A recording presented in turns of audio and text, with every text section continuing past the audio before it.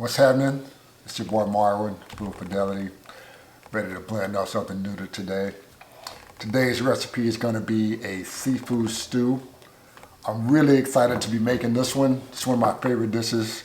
Most people think of stew, they think of wintertime, comfort, thick. This is more light affair, summertime vibe, spring, etc. Basically, good vibes, good weather is the flow. It's a blend of a few things. I picked up some flavors and techniques when I was spending some time in Colombia, Cartagena. And so I'm going to blend a little bit of, that Caribbean side of Cartagena with just some old school, kind of southern, with crawfish mixed in with some coconut milk.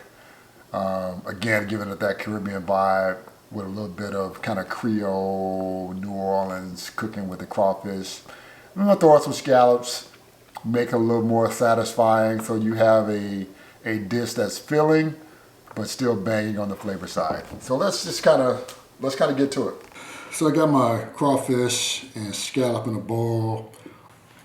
I also like to add a little salt and pepper for the seasoning. Just a little bit, don't need too much.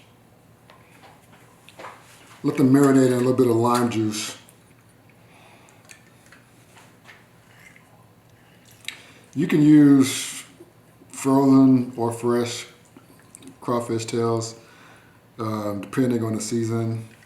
I didn't want all the extra work of like having to peel so many different crawfish. So I just bought frozen and let these defrost regular style, no rush. And same with the scallops. In terms of like scallops, you can choose fresh scallops, frozen scallops. I think the big thing is paying attention to the size of the scallops. You want decent sized scallops, but you don't want like jumbo because you're going to be eating these in a stew. And so you want to be able to kind of like eat these in one bite and not have to cut them. And so that's just something to think about, again, when you're trying to figure out the specifics around the different ingredients that you're going to be using.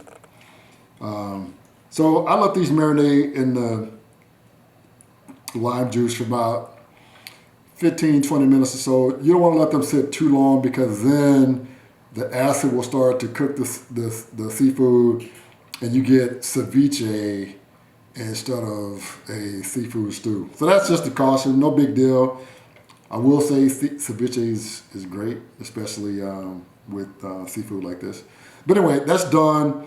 Now that that's gonna marinate, I'll start to mix and do my chopping and all the other stuff. For my seasoning, as I cook the stew, I like to use kind of a base seasoning mix that I use in a lot of my cooking. It's, like I said, I mix a lot of Southern and a lot of Caribbean kind of fusion. So allspice is a seasoning which I use a lot of in my rubs, seasoning mixes, etc. So I'm going to add allspice to my salt and pepper mix, as well as a little bit of paprika, however you say it. My thing is, as a base seasoning, salt and pepper, allspice, and paprika. Allspice is, again, gives it that Caribbean vibe, and then I like paprika because it gives it that smoky, earthy kind of flavor that works well against the paprika. And then you got your base salt and pepper. And so as I cook, I'm a big fan of like seasoning as you go, season at every step. Marinate as I cook, continue to season at different stages of cooking. Because that's how you build like that robust flavor. You have layers of flavor on top of layers, on top of layers, on top of layers, on top of layers, and you get my point. And that's the nature of like really good cooking and kind of putting your stamp on a dish. And that's what I'm trying to do here. So you don't have to have it overly complicated, but timing matters and like the balance of like what you're doing matters. So you got your marinade, you got your spices, The other way we season is through what we call aromatics. And that's vegetables like, you got vegetables like onion and garlic that add a certain quality to a dish, add some character, some depth. So I'm a big fan of garlic and onion. I use a lot of yellow onion.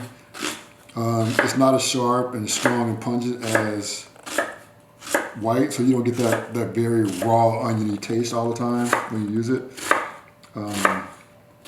But it adds some depth to a dish, and that's what I'm going for here.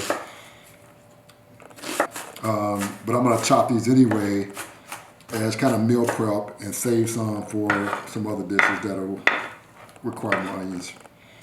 You know, again, I always look for shortcuts, ways to save time, looking ahead to the next meal, being strategic, all of that good stuff. All right, now it's garlic time. I got about 3 cloves of garlic. Again, don't need a lot this dish because we got a lot going on. It's gonna have a lot of flavor.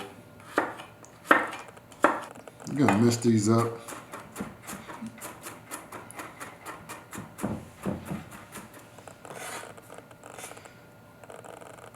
You don't want these too big because, again, you can get a spoonful in the stew when you're eating it. So we're gonna mince these up pretty good. They're not gonna cook a long time in the skillet. So it's okay with them to be a little on the small mince side. So, you know, like I said, I'm a little bit of a fast chopper. I'm pretty efficient. But you know, when you marinate the seafood, that gives you time to kind of do some of the other stuff. And so I spent my time chopping my onions, chopping my garlic, getting my spice seasoning mixed together. I got a little time to kill, had me a little drink of my sangria, you know, hey, that's kind of how I do. Now I think things are ready to go. I can start cooking. I got all my station set up, everything's clean and orderly, ready to go. It is just time to cook, so let's get to it. I like to use coconut oil for this recipe, but you know, to stick with that Caribbean kind of vibe, but any oil works. Olive oil, canola oil, vegetable oil, whatever you normally use is perfectly fine. We're gonna have coconut milk anyway later, so you don't have to get too dessert on that. I got this preheated to about medium heat. I'm gonna start with my onions.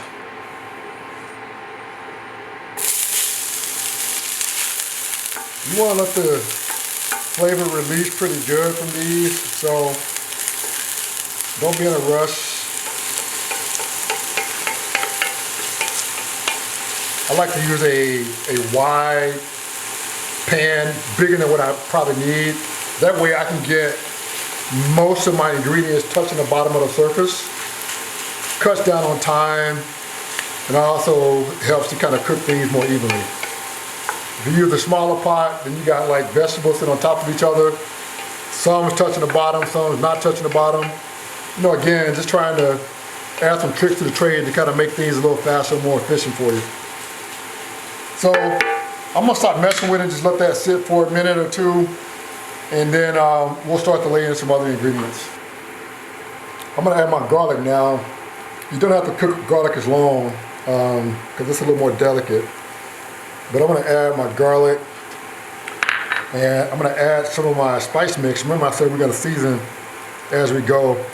The great thing about heat is heat helps to coax flavor out of the ingredients. And so those spices, when you add them to heat, some of that flavor, a little more of the flavor is released.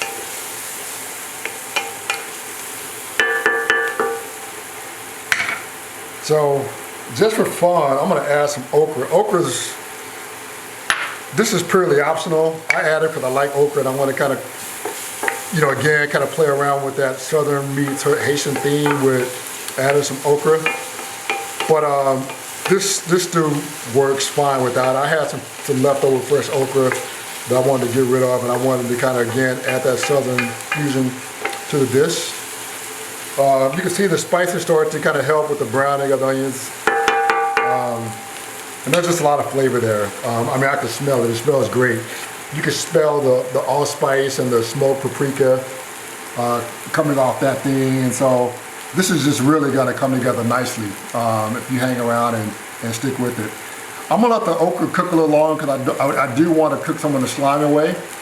But yeah, wow, that just smells great. Looking forward to it. One more flavor. I'm going to add a Scotch bonnet. If you have Habanero, you can use that. I'm poking some holes in here because I want some of the flavor of the pepper to get into the dish without adding too much heat. And then I'm going to add some sweet bell peppers for color, texture, and flavor. I'm adding them late because I want the texture. So I want a little bit of a crunch. I don't want it to be so soft and soggy because the seafood is, it's going to be delicate and soft anyway. So you can see that's coming together. We got all of that color. Again, looks good, smells good, it's going to taste good. I got some pre-made eppies that I made up. If you have Trinidad green seasoning, I use that a lot as well. Kind of the same idea, a lot of herbs and peppers and citrus and vegetables blended together, and you use it like you would a sofrito.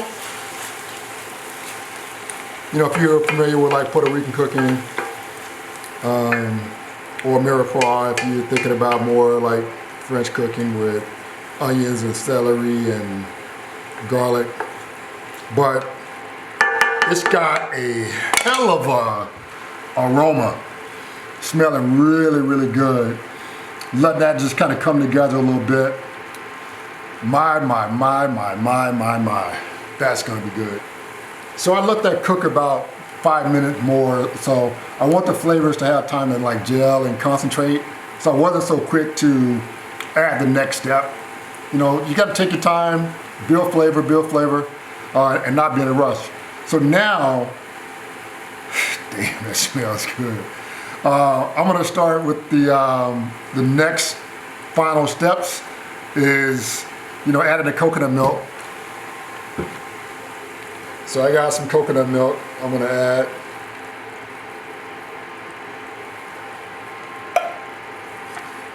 Oh my God, it smells so damn good. I mean, look at that, you see the flavor, I know you see it. So we're gonna let that just kind of gel again.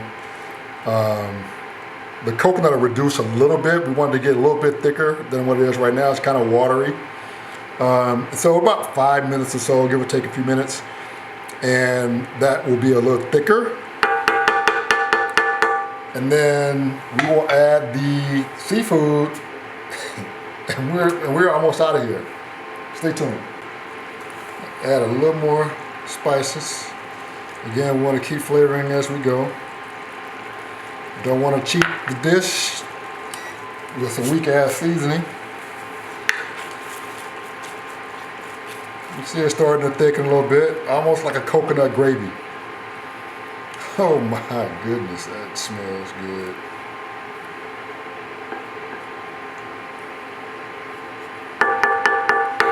It's thick enough. I'm going to start adding the seafood.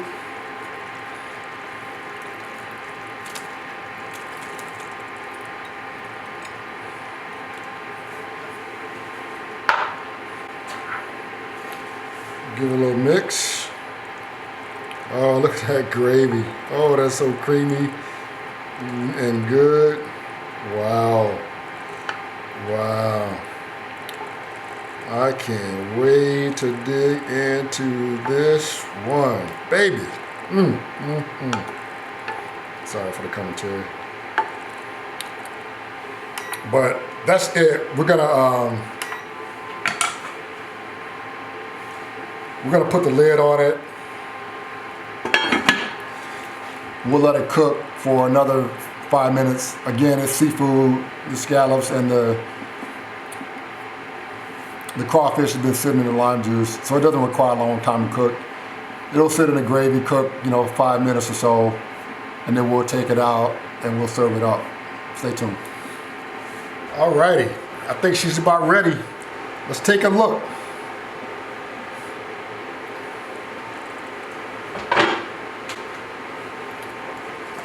Smells great.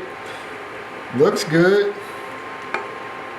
I actually like having the okra in there. It adds a little bit of thickening aspect to it. But all good.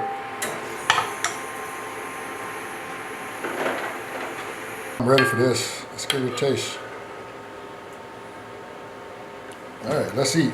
I like to eat mine over a nice bowl of rice.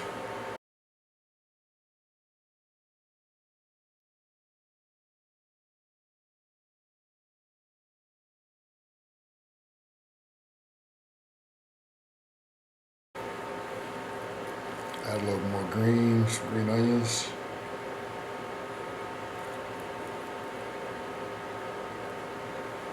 I'd like some crusted bread too. All right, let's check it out.